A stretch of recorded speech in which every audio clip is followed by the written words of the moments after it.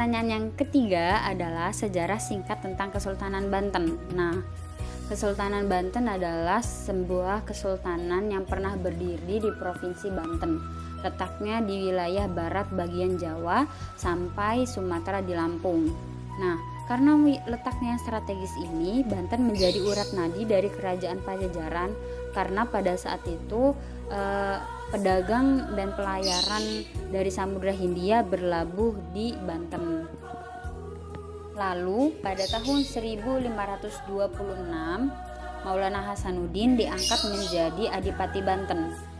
Kemudian pada tahun 1552 Banten diubah menjadi negara bawahan atau kerajaan bawahan, semacam negara bagian dari Demak, dengan Maulana Hasanuddin sebagai pemimpinnya.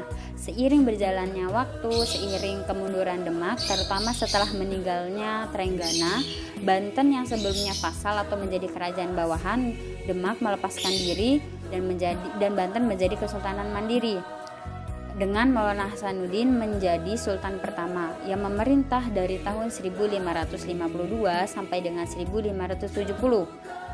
Pada masa jayanya ini, wilayah kekuasaan Kesultanan Banten meliputi Serang, Pandeglang, Lebak, dan juga Tangerang. Kemudian pada tahun 1570, Maulana Yusuf, putra dari Maulana Hasanuddin, naik tahta menggantikan Maulana Hasanuddin. Nah, ia memerintah dari tahun 1570 sampai 1580. Kemudian ia melanjutkan ekspansi ke Banten kawasan pedalaman Sunda dengan menaklukkan Pakuan Pajajaran pada tahun 1579.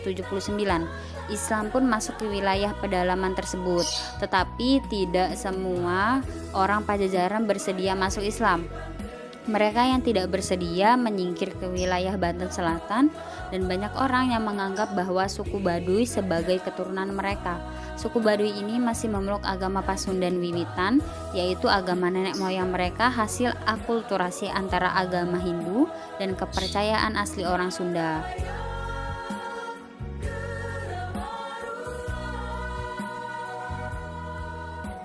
Kemudian ada Maulana Muhammad yang menggantikan Maulana Yusuf.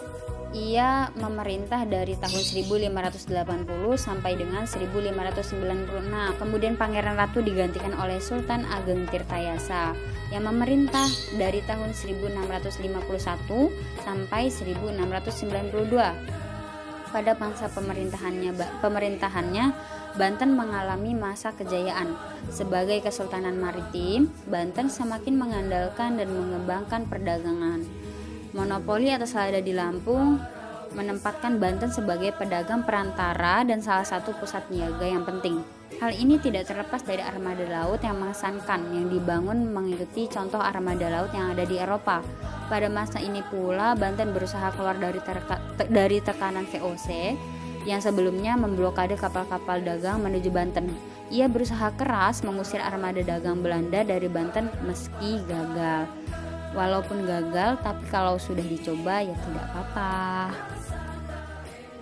Itu adalah 3 jawaban dari 3 pertanyaan yang sudah saya petakan tadi. Semoga video ini bisa bermanfaat untuk teman-teman dan juga bisa menambah kecintaan teman-teman terhadap tanah air kita ini, yaitu Indonesia sendiri. Nah, kalau kalian suka video ini silakan like video ini.